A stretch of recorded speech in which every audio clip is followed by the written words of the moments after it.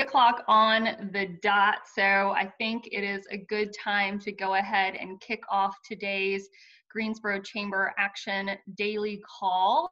My name is Cecelia Thompson. I'm Executive Director of Action Greensboro. We're a sister organization to the Chamber, and I'm really excited about the opportunity to host what is now going to be a thematic Tuesday event at 3 o'clock called Try This Tuesday.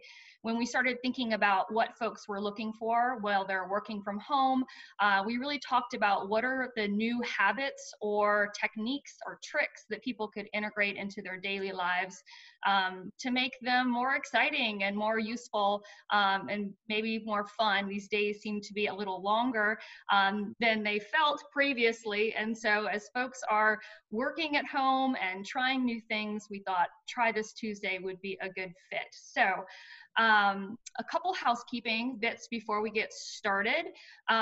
We would love for you to follow the Greensboro Chamber on social media. They are on Facebook, Instagram, and Twitter at Greensboro Chamber or GSO Chamber. And of course, Action Greensboro would also love for your attention via social media, and we are on Twitter at Action GSO and Facebook at Action Greensboro. So throughout this call, Jeb and I are going to have a conversation, but we would love to have your input via the chat function. So if you've got comments or questions for Jeb, do not be shy. This is really intended to be a conversation with him. So excited to welcome my good friend, Jeb Brooks, for the first Try This Tuesday. Jeb was one of the first I met in Greensboro when I moved here in 2005, and have had the pleasure of getting to know him as a friend, and of course admiring his professional work as the Chief Culture Officer at the Brooks Group, which is a sales training company that's located and headquartered here in downtown Greensboro. So Jeb, over the time that I have known him, has had a passion for travel and of course aviation, airplanes, and he started with this passion, and then over the last couple years, we're going to hear about that journey, really shifted that passion into a real side gig. He now is a on YouTube. I had to ask a coworker last week, what is the name for somebody who is a professional YouTuber? And they said vlogger. So I like that. He has 150,000 subscribers to his YouTube channel and has really made this an unbelievable adventure. I was not long ago on a flight from Halifax, Nova Scotia to Toronto. I met a 15-year-old from Lithuania who was excited to know that I knew Jeb because he was such a big fan of his. So you are known internationally now through this passion that's now a side gig. So super excited to have you on today's Zoom call. Well, thank you so much, Cecelia. This is really a lot of fun to get the chance to share a little bit about what it is I'm doing on YouTube with my hometown crew. It's interesting to see how this thing has evolved, and you're right, it is truly a global thing. So I'm always excited when there's an opportunity to share the good news right here at home, or to share the great things that are happening here in Greensboro with an audience that is literally all over the globe. So excited that worlds are colliding. Yeah, and you have a video to show before we kind of get into the Q&A. Yes, so I thought this would be a good way to kind of highlight a little bit about what it is I do. So here we go. Hello, fellow travelers. I'm Jeb Brooks from greenergrass.com. Right now I'm in Shanghai, Las Vegas, Nevada. I'm in Perth, Australia, Manila, in Shannon, Ireland. Right now I'm in Shanghai. I need to make my way to Frankfurt. I'm in Minsk. Hello from Ho Chi Minh City. Welcome to Atlanta, Georgia. I am in the Singapore Changi Airport on my way to Sydney. Got the flight to Brussels. Here goes. In New Orleans, Munich. I'm on my way to Hong Kong. I'm in London, England, on my way to Boston, Massachusetts, but not for long. I'm headed to Honolulu. It is early morning here in Seoul. I'm here in Austin, Texas. I made it to Kuala Lumpur. Today I'm in Frankfurt. I'm on my way to the top of the Atlanta Air Traffic Control Tower in order to understand how this amazingly complex system works. Majuro to Kosrae to Kwajalein to Chuk.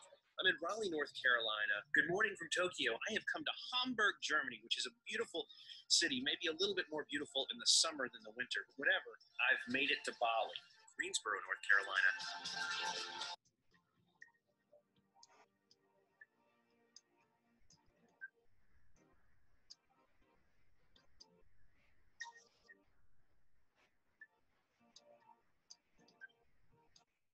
So that's what I do. Awesome. And you can follow all of this on greenergrass.com. Am I right?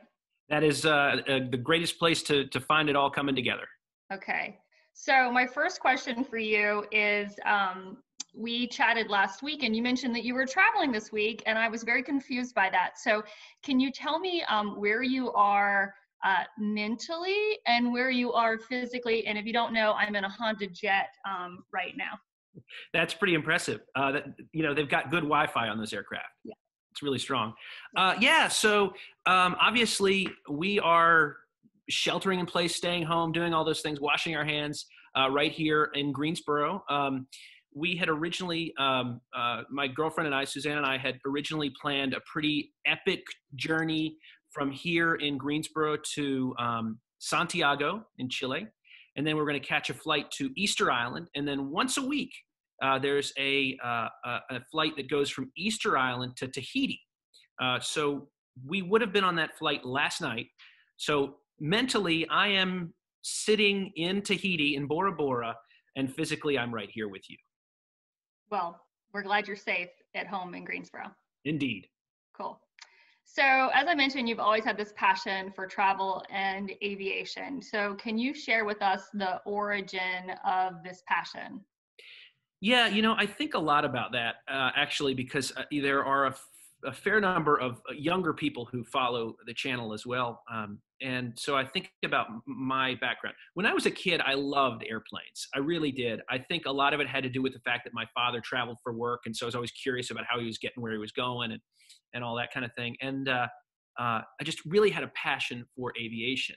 And then at some point along the line, probably middle school, those really wonderful times in people's lives, I decided that it probably wasn't very cool to be into airplanes. And so I wanted to be cool. And so I put all that aside. And then, I don't know, maybe in about 2012 or so, I realized, you know what, that was really a cool thing. I liked it when I was a kid. Let me re-embrace that. And I sort of got back into that passion. And I like to share that story and that kind of progression, because I think that's probably true for many of us. There's something we're really into at one point in our lives that we sort of move away from. And, back to the topic at hand, right? How to turn your passion into a side gig. And I think this will be a theme of our conversation. I think we all have passions that are shared with other people. And there are tools now, there are platforms, YouTube being one of them, where we can share those passions with a community of others who are also interested in a way that wasn't really possible not that long ago. So my love for aviation started as a young person, went away, and came back with a vengeance in my current iteration. Yeah. So greenergrass.com, you purchased that, it transitions to a YouTube channel, all of a sudden you're making revenue. Can you sort of set the stage from the beginning? I would imagine that when you started that website, you didn't necessarily thinking that you would kind of carve out a portion of your life for this side gig and start making money from it. So I think people are curious about that. Like, oh, I have a hobby, like I'm really good at jump roping, or I like to make food, or like whatever that is. But like, there's not necessarily a one-way track to get there. And so can you talk about that? Happily, yeah. So I started greenergrass.com as a blog back in 2012, I think, because I took a trip around the world and I wanted to capture the memories that I created along that journey so I didn't forget them, and also as a means to communicate with everybody back home about what was going on and, comfort my mother to know that I was still alive. And so I did that, and it sort of stuck around. I would write little articles or blog posts about different trips I took if something interesting happened. And then I started, at the same time I began to re-energize myself into aviation, I started watching these folks, who are now frankly friends, who made videos about their flights. And it never occurred to me in a million years that there would be a business, like a going concern that generated revenue out of this passion. I really just started making videos because I was on long haul flights for work, and it seemed like an interesting way to pass time and develop a new skill in terms of filming and editing and all those kinds of things. And then slowly over time, I started generating ad revenue through YouTube. So anytime you watch a YouTube video, you'll see an ad either at the beginning or the middle or the end of a video. The creator of that video gets a very tiny portion, but a portion of the ad spend that goes along with that. And then fast forward a little bit more, I started to have opportunities where sponsors would reach out directly to me and ask me to represent their product or service. So the business end of it was really a surprise, frankly. Yeah. So was developing the fan base that you have something that you're really intentional about, or did that start organically as people started following? You're kind of in a niche, I would imagine, between folks that are really into airplanes themselves. You talk about airplanes or aviation specifically, and then you also are talking about travel, which probably is two different niches. So how did that fan base grow? And I'm curious which ones started, and are they kind of one and one? It's so strange to think about the term fan. I mean, it's like but what has happened is I put these videos together because selfishly it was a way, as I said, to pass time and learn a new skill, storytelling, editing, shooting, all that. And then also because I thought there would be people who would want to watch these videos as a means to decide whether they wanted to take a trip or book a business class seat or an economy seat or whatever. And so sort of as a review more than anything. And then over time, I think that what happened was people started connecting in a way with me because, again, back to that theme I think we're going to see through this conversation, a shared passion. So I think the vast majority of people who watch my videos are people who are deciding whether to take a particular trip.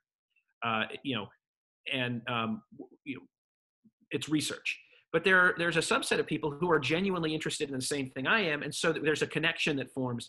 So it was not intentional at all to build a base. It just sort of happened and has been really probably the greatest joy out of the whole thing, honestly, because connecting with people who have a similar interest or passion, no matter what it is, whether it for me is aviation or for you is cooking, whatever it is, it's just fun to be around people who have, where you're not the odd man out, you know what I mean? Where you are like in your tribe with your people. So can you tell us any stories of maybe running into some folks that recognize you, either I imagine in airports all over? Well, I got to tell you, the story that you shared about the Lithuanian you met on a flight in Canada is pretty good.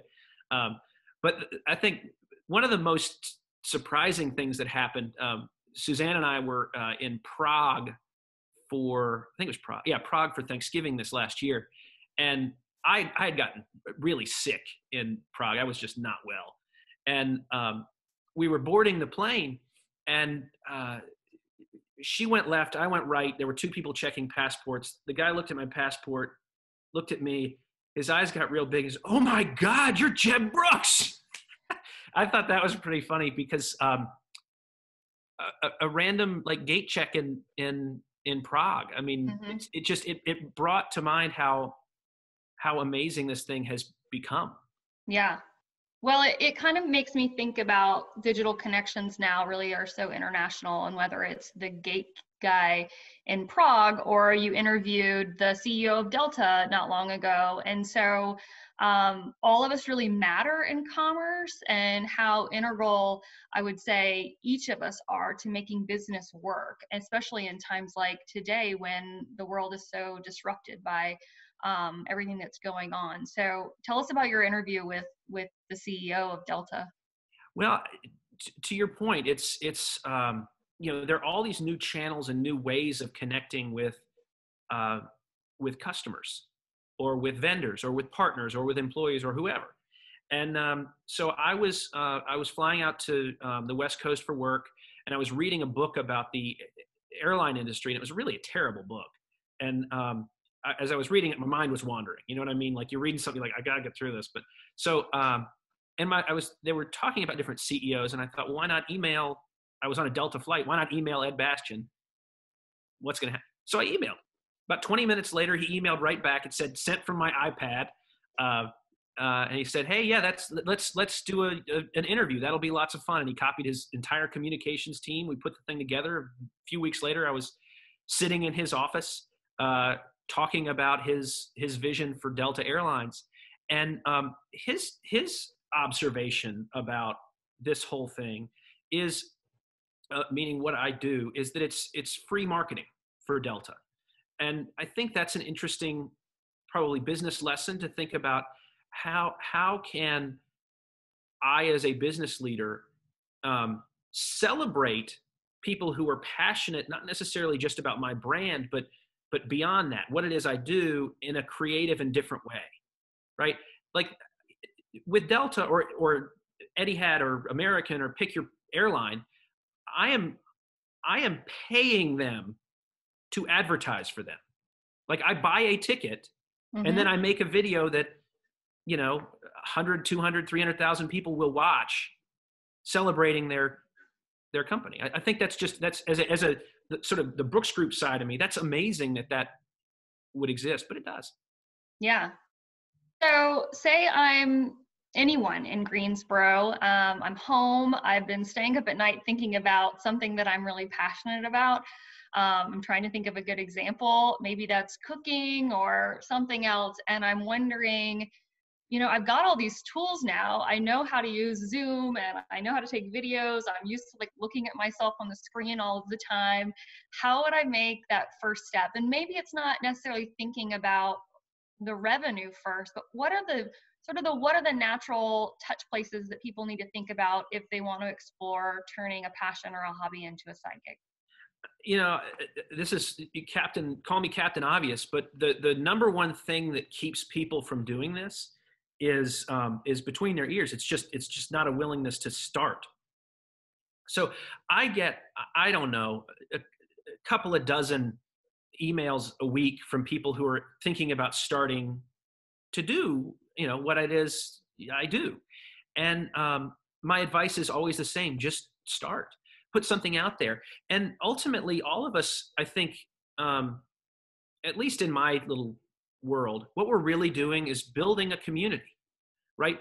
The founder of our company, also happened to be my father, used to say, you're not in our case, the sales training business, or you're not in the grocery store business or the restaurant business or whatever, pick your poison, but you're in the name accumulation business. So at the end of the day, what we're really doing, no matter what business we're in, we're collecting a group of people who are interested in us and interested in what it is we have to offer the world. And so if your passion is cooking, or if your passion is bricks or bird calls or whatever it is, just start to put that out into the universe. And look, it doesn't happen overnight. It doesn't happen immediately, but over time you can build a community of like-minded people, and there are opportunities that come out of that, no matter what the passion is. So I'm wondering if any of our participants have any questions. If you do, feel free to add them to the chat function. We want to hear from you. So Jeb, you've been grounded, I would imagine, for maybe 30 plus days.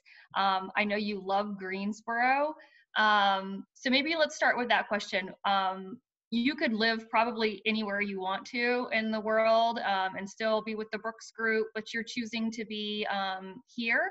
And you choose, I know, to fly from PTI when you can, which I think is so important to our economy here in Greensboro. So can you talk about why you love Greensboro and what you think is unique and special about PTI, our airport?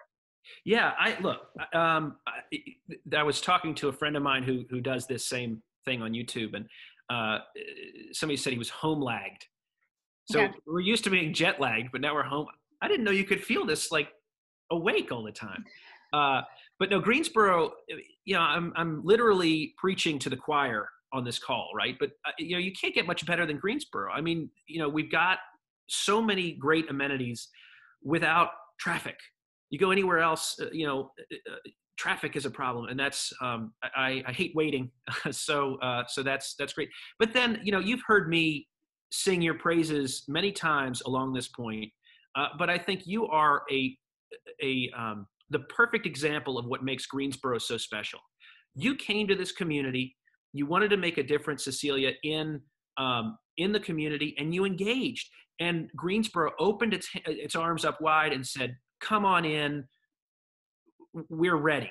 And it's easy for us to acknowledge that happening here because we all are Greensboro. But I've spent enough time in other cities where that would be impossible, because you ain't from around here, or you're too young, or whatever. But in Greensboro, it's like, come on in. We can make a difference if we want to.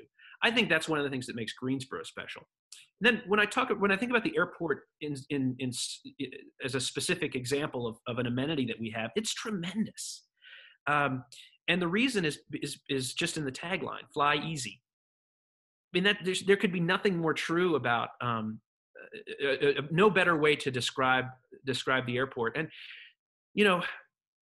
you roll up, you park in front of the terminal, you walk a few steps, you're through a security line that doesn't really exist because there's not a line, and you're on your plane. So I think that's great. And really, until I got into this hobby, my experience with airports was similar probably to many of the folks on the call. You probably interact with a kiosk to print your boarding pass. You talk to a TSA agent as you're going through. You pass your boarding pass to a gate agent. You get on a jet bridge, and that's the airport. Like, that's the airport experience. But as I've gotten the chance to do things like experience flight attendant training and spend a day working as a ramp agent in the Atlanta airport and going behind the scenes with air traffic control and all this, I realized there's so much more to airports. And there is, PTI serves as one of the best examples of just how much more there is to airports and aviation out there. There are 6,000 jobs at our airport. That's amazing. I mean, there are raw materials that are, taken from their raw form, forged into the airplane that you're sitting on, the Honda Jet. There are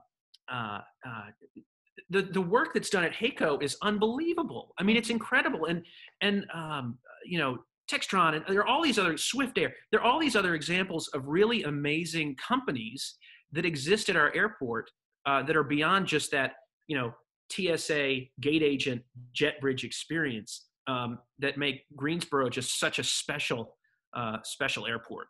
I think we're also lucky. And one more quick point on that, and then I see we've got a couple of questions. But one more quick point on this, and it's that PTI is. I talk to many people who say, well, it's just easier to drive to Charlotte, or it's easier to drive to Raleigh. Okay. And I really push back on that concept because, you got the drive time, you got the parking, you got the expense of the parking. I mean, yes, are you connecting through an airport, another airport? Absolutely. But I think if you do the math on the timing, it really doesn't make that much of a difference. And I fly a lot. And I have been known to occasionally have to fly out of Raleigh or Charlotte for a particular reason. And I've done the math. I mean, it really is. And I'm not employed by the airport. I'm just a big fan. I'm actually the top fan on Facebook of PTI. Yeah, maybe a future PTI commissioner. So we have, I think there was a clarification question on the 6,000 jobs front. And I think you're referring to the commercial side of it too. Is that right? Yeah. So when I'm talking about the 6,000 jobs, you're talking about HAECO that's doing maintenance and repair operation, MRO. You're talking about Honda Jet. You're talking about the airlines, of course, air traffic control, the whole campus itself. And they do such a great job out there. So another shout out to PTI. So Sarah has a question about, in this new virtual age, how do you make your content and passion stand out on social media? I think it's two things. I think it's just being authentically yourself. And we are all interesting in our own ways, especially when we find our special community. And the other thing, and this is the other piece where people kind of fall apart, and it's the hard part, especially if it is a side gig, it's consistency. So social media rewards, individuality and consistency. We have to showcase who we are, and we have to do it regularly. So for me, that means, and this is getting to be a problem, but posting a video every week. For some people, it could be posting on Instagram twice a day or whatever it is. It's being authentically ourselves, standing out based on being an individual, and then consistency, I think. That's great. So curious about what's trending to you. So I'd be curious about trending in travel, trending in like social media. I don't think you started off on YouTube. I think you jumped in that a little bit later. And trends in aviation, those three. Okay, so trends in travel, trends in social media, and trends in aviation. Yep. Man, okay. All right, let's see. Trends in travel. We're in this weird time, and I really feel I feel for anybody working in any industry that's been disrupted, as they all have, and particularly in travel. I have so many friends who work in travel-related jobs or roles, and the world has been rocked. But let's go back 6 weeks ago, before all this sort of happened. It was really a golden age in terms of the accessibility of travel. I know this is going to be sounds strange in some ways, but then think about it in the historical context. Like, the accessibility of places was greater than it ever was in terms of access via points and miles programs or credit card programs and so forth. That was a really special time. I suspect that there are going to be tons of airlines and hotels and Airbnbs and restaurants and all these sorts of folks who are going to be really welcoming us back with open arms. So I think a trend is that we will eventually return to that golden age of accessibility throughout the world. A trend in aviation, I'll bring it back to PTI, and I'll talk about United Airlines, or United Express, through GoJet, which is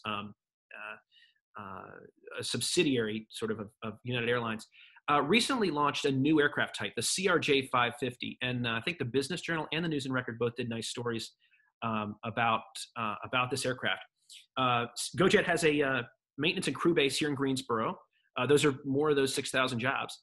And the aircraft is a regional airplane. It's designed to carry about 76 people, I think, but they've filled it with 50 seats. So that means it's roomier and able to handle these shorter routes with more space, which is really a positive thing, based again here in Greensboro. So I think we're seeing more focus on the passenger experience from these airlines. And then you asked about trends in social media.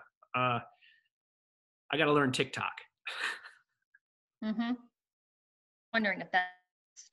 Yeah, I was just watching one and I was laughing, so I don't know if I'm that funny. There you go. So while you're grounded, how are you managing in social distancing? You just mentioned that it's hard for you to develop content right now. You're not able to travel. How are you able to, one, manage personally, sort of that, I'm sure, the urge to get out and travel, and then two, you mentioned the consistency that's needed to maintain your presence online. So how are you doing that? Yeah. Well, first of all, I took a selfie the other day, which really makes me laugh every time I see it, because I think it's the face of a traveling extrovert in a time of staying home. Mm-hmm. Yeah, that's a pretty accurate reflection of what I'm dealing with. But no, look, we're very busy at the Brooks Group, which is taking a lot of my time, as I'm sure many of the folks out there recognize. This is a weird time, so we're navigating that. It's taking a lot of my effort, which is good. And then, fortunately, with the technology that exists, we're able to really be, call it 80% as effective in terms of the communication that we're having with each other. So that helps a lot. And then in terms of content, it's just about getting creative. Going back to the archives, seeing what I can pull out and play around with. And that's also been a lot of fun too, because I found a formula that works well in terms of editing and telling a story, and that can get boring. So this time has sort of forced me to get innovative. And I think there's probably a lesson beyond just my own little YouTube experience. Like, we've all got to get more innovative and creative. The companies and the individuals, I think, that get creative and get innovative in these times will come out stronger. Looks like Lizzie has a question. Yeah, so Lizzie wants to know, where is the first place you're going to travel when we are lifted from the stay-at-home ban? Whatever the first plane out of PTI is, I will be on it. No, we're sort of talking about that today. We really miss, we miss a lot of places, but London is high on our list. So hopefully we can get across the pond, visit some friends over there pretty soon. But even if it's a regional trip, there was a great article in the LA Times recently where they're sort of saying that's the first thing that's going to come back. And there's so many great places just right here in North Carolina that we can see with fresh eyes, even neighborhoods. Like, I think I'm an explorer at my core, and I came over to by your house on my bike the other day. I mean, it's just looking at places in new ways. So, but first up, probably London, I think. Okay. Maybe first up is exploring all neighborhoods in Greensboro. You could start. You could include that maybe in your blog. Well, I'm starting a second YouTube channel, okay. Because you heard it here first. Yeah, this is breaking news. I've been sort of toying with it, but I want to create a channel where I make videos about what happens on the ground, some stories about places, and I want to make one about Greensboro as highlighting just how many great things there are to do here. We talked to a realtor a couple days ago, and they, of course, they can't show houses, and talking to people moving here, and there's not a video about Greensboro in Hull. So maybe that's an opportunity for a collaboration. Yeah. So Riley has another question, more specific to aviation. He says, what are your thoughts on the A380 possibly getting retired? So interesting question. Just for those of you who may not be familiar with the A380, it's the largest commercial airplane out there. If it's, you may know about the 747 that has 2 floors. Well, this has 2 floors all the way across it. It is nicknamed the Whale, and I think most people would agree it's not a very attractive airplane, but it is a wonderful passenger experience to have. It's very quiet and incredible. So Airbus built that airplane with the thought that people would want to travel, that hub and spoke system. I want to go from my home in Greensboro to New York, and then I want to fly from New York to Seoul, and then from Seoul I want to fly to Jeju. And so let's focus on these big point-to-point, hub-to-hub routes. But what's happened instead is passengers really prefer flying nonstop. So that's why there's all this energy and effort around building a nonstop flight from London to Sydney or Sydney to New York, which requires a smaller airplane. So Riley's question is a good one. We're seeing a lot of airlines putting those really big airplanes to bed, at least temporarily, because you can't fill the seats now, certainly. But even beyond that, I doubt that the aircraft is going to be fully retired. I mean, you're talking about hundreds of millions of dollars of capital investment on the part of these airlines. So the idea that they would just turn that away so quickly is hard to imagine. But we won't see as many of them as we did before this. Mm-hmm. Any other questions from our group? Not seeing anything right now. So I was thinking about your tips, and I think it's like, wait, there's another question. What type of equipment do you recommend other than an iPhone? That's a great question. I really, all you need is an iPhone. I mean, they're incredible these days. In my particular, based on what I make, it's helpful to have a GoPro that sticks to an airplane window. And our friend Walker Sanders once saw me on a flight to Washington doing that, and he was like, "What in the world are you doing?"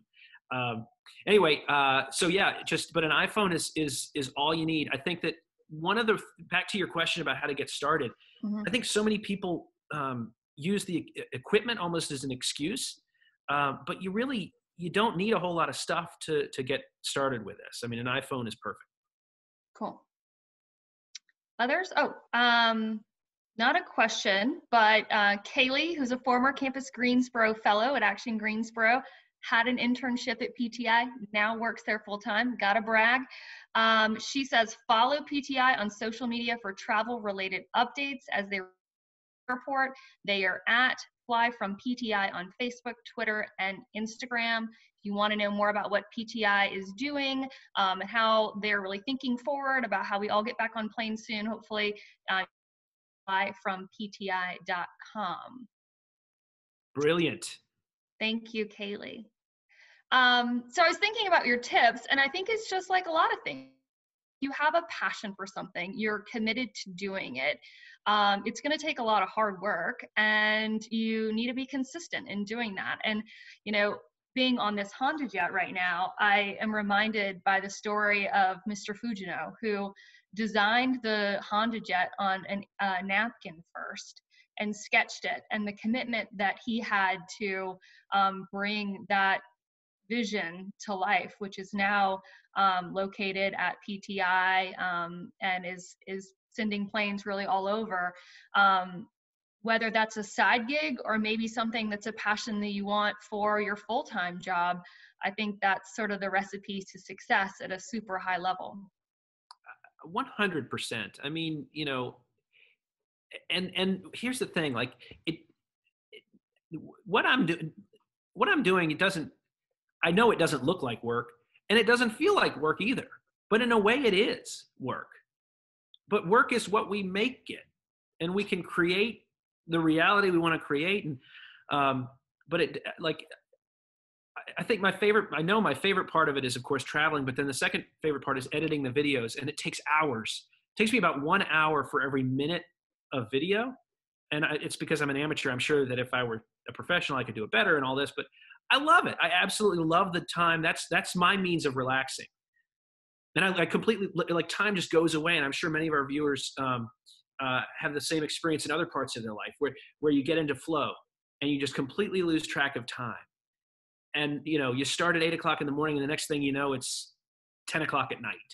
And it's those kinds of experiences. And for me, it's editing that I think they're work, but they don't feel like it. Yeah. Awesome. Well, if there are questions, Jeb, I want to thank you for your time. I am hopeful that there will be fruit from this conversation, that maybe in the next couple weeks or months, we'll start seeing some passions come to life in a number of different spaces, whether that's online or in the community. We'll see what comes from now. I want to thank everybody for joining us today on Try This Tuesday.